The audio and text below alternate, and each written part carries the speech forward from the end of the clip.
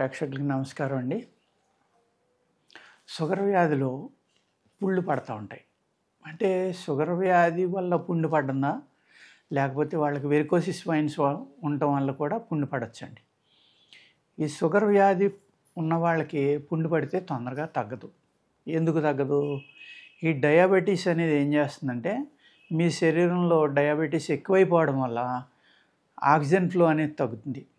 అదేవిధంగా కొంతమందికి సడన్గా డౌన్ అయిపోవటం కానీ, సడన్గా రేజ్ అయిపోవటం, అంటే ఫాస్టింగ్లో కూడా 300 పైన 400 ఇలా అయిపోయింది అనుకోండి, అప్పుడు బ్రెయిన్కి ఆక్సిజన్ తగ్గిపోయి బ్రెయిన్లో సెల్స్ చనిపోవడానికి కూడా అవకాశం ఉంది.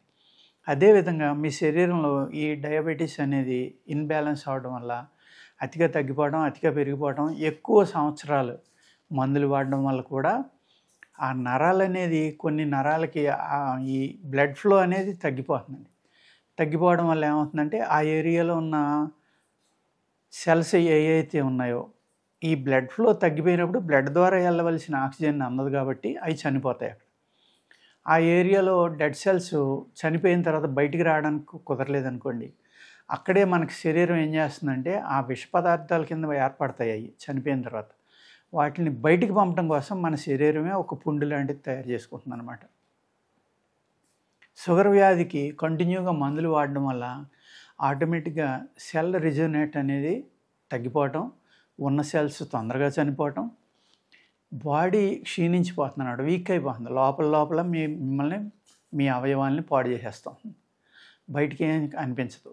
అందుకేం చేయాలి అంటే, ఏ ఏరియాలో అయితే పుండు పడ్డందో ఆ ఏరియాలో తగ్గకపోవడానికి కారణం ఏంటంటే, మీలో ఇమ్యూనిటీ పూర్తిగా కోల్పోవడం వల్ల. ఈ ఇమ్యూనిటీ కోల్పోవడం వల్ల మీకు అర్థమైపోతుందండి. ఒక 20 రోజులు, నెల ముందరే లేకపోతే 6 నెలల ముందరో ఎక్కడైతే బ్లడ్ ఫ్లో లేదో ఆ ఏరియాలో డార్క్ బ్లాక్ అవ్వడం, అక్కడ స్పర్శ సరిగ్గా లేకపోవడం, తిమ్మిరి కలగడం, ఇలాంటి లక్షణాలన్నీ మీకు కనపడతాయి అన్నమాట. అవి కనపడిన వెంటనే జాగ్రత్త పడి మీరు ఈ షుగర్ను కంట్రోల్ చేయడానికి ఇన్సులిన్ లేకపోతే ట్యాబ్లెట్లో పవర్ పెంచాలా, మీరు ఎవరి దగ్గర అయితే కన్సల్టెన్సీకి వెళ్ళి ఏ డాక్టర్ దగ్గర వాడుతున్నారో ఇమీడియట్గా ఆ డాక్టర్ని సంప్రదించే ఆయన సలహా ప్రకారం ఆ అతిగా ఉన్న షుగర్ని తగ్గించుకోగలిగి, కొంత వ్యాయామం, కొంత ఆహారంలో నియమాలు పాటిస్తే కనుక ఈ పుండు తగ్గడానికి కూడా అవకాశం ఉంటుందండి. షుగర్ కంట్రోల్ అవ్వకుండా మీకు పుండు తగ్గాలి అంటే తొందరగా జరగదు. ఆయుర్వేదంలో అనేక రకాల ఆయింట్మెంట్స్ ఉంటాయండి. అనేక మూలికల్ని భస్మాలు చేసినవి ఉంటాయి, అనేక క్షారాలు ఉంటాయి. ఆ క్షారాలను కూడా కలిపి ఆ ఆయింట్మెంట్ అనేది తయారు చేయటం వల్ల, కొన్ని నెయ్యితోటి తయారు చేయటం వల్ల, కొన్ని ఆముదంతో తయారు చేయటం వల్ల అనేక రకాలైన ఆయింట్మెంట్స్ ఉంటాయన్నమాట. ఇవి ఏం చేస్తాయంటే, అక్కడ ఈ డెడ్ సెల్స్ వల్ల ఏర్పడిన పస్స కానీ, ఆ ఏరియాలో మజిల్ని కూడా తినేసే బ్యాక్టీరియా ఏర్పడుతుంది కొన్నాళ్ళకి. ఎందుకంటే అక్కడ దానికి అడ్డొచ్చి పుండు పట్టడానికి కారణమైన బ్యాక్టీరియా మీద యుద్ధం చేసి ఆ బ్యాక్టీరియాని చంపే ఇమ్యూనిటీ మీ బాడీలో లేదు కాబట్టి ఏమవుతుందంటే, అది అలా క్రానిక్ అయిపోయి దాని ఇష్టం వచ్చినట్టుగా, అంటే యుద్ధానికి వెళ్ళిన సైనికుడికి శత్రువు లేడనుకోండి, ఈజీగా మనం ఆ రాజ్యాన్ని కానీ ఆ కోటను కానీ అవతల వాళ్ళని ఎలా ఓడించగలం. అదేవిధంగా ఇక్కడ ఏంటంటే, ఏ క్రిమి అయితే మీ బాడీని ఇబ్బంది పెడుతుందో ఆ క్రిమి మీద యుద్ధం చేసి దాన్ని నిర్మూలించడానికి మీ బాడీలో అసలు సహకారం లేదు. అందుకది దాని ఇష్టం వచ్చినట్టుగా ఆ ఏరియాలో ఉన్న మజిల్ని తినేయటం కానీ, ఆ ఏరియాలో ఉన్న నర్వస్ సిస్టమ్ తినేయడం కానీ, ఈ పుండు పెరిగిపోయి మానకుండా అవడం కానీ, అది కొన్నాళ్ళకి గ్యాంగ్రీన్లోకి వెళ్ళడం వల్ల ఆ పార్ట్ తీసేయడం అనేది కూడా జరుగుతూ ఉంటుందన్నమాట. ఇటువంటివి జరగకుండా ఉండాలి అంటే ఏం చేయాలంటే, మీరు మినిమం జాగ్రత్తలు తీసుకోవాలి. జాగ్రత్తలు అంటే ఏంటి? కొన్ని అద్భుతమైన ఆయింట్మెంట్స్ ఉంటాయండి ఆయుర్వేదంలో, మెడిసిన్స్ ఉంటాయి. ఇవి వాడుకోవటం, లేదు మీరు రెగ్యులర్గా కన్సల్ట్ చేసి డాక్టర్ దగ్గరికి వెళ్ళి ఆయన సలహా తీసుకుని ఆయన మందులు వాడుకుంటే కనుక తగ్గిపోవడానికి కూడా అవకాశం ఉందండి.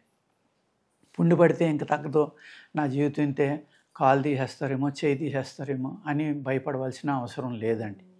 డెఫినెట్గా కంట్రోల్ అవ్వడానికి ఉంది, పుండు తగ్గడానికి ఉంది. మేము ఎంతోమందికి చేస్తూ ఉంటాం. అలాగే వెరికోసిస్ వెయిన్స్ వల్ల ఉంటుంది. ఇక్కడ షుగర్ వ్యాధి అది 2 ఉన్నాయనుకోండి, 2 ఉన్న వాళ్ళకి జాగ్రత్తగా అబ్జర్వ్ చేసుకోవాలి, దానివల్ల వచ్చిందా దీనివల్ల వచ్చిందా.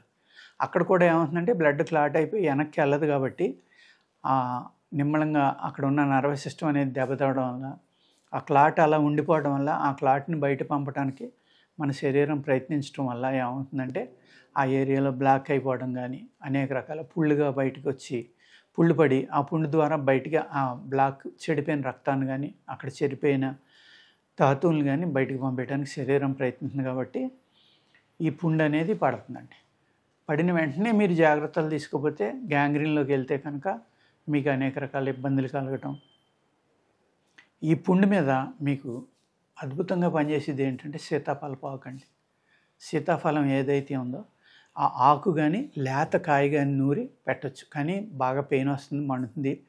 దాన్ని బట్టి దాన్ని మీరు ఒక ఆముదంలో కానీ, ఒక కొబ్బరి నూనెలో కానీ, ఒక ఆవు నెయ్యిలో కానీ, ఇంకొక నెయ్యిలో కానీ ఇలాగ కలిపి కనుక మీరు పెట్టుకుంటే ఆ బ్యాక్టీరియా అనేది చనిపోయి అది వైరస్ కింద మారి ఆ పుండు అలా కంటిన్యూగా ఉండిపోవడం వల్ల మీ బాడీలో ఉన్న యాంటీబాడీస్ దాని మీద ఫైట్ చేయకపోవడం వల్ల అది ఒక ఆటో ఇమ్యూన్ కింద మారడానికి కూడా అవకాశం ఉందండి. ఇంకా అప్పుడు మీరు ఎన్ని మందులు వాడినా అది తగ్గదనమాట.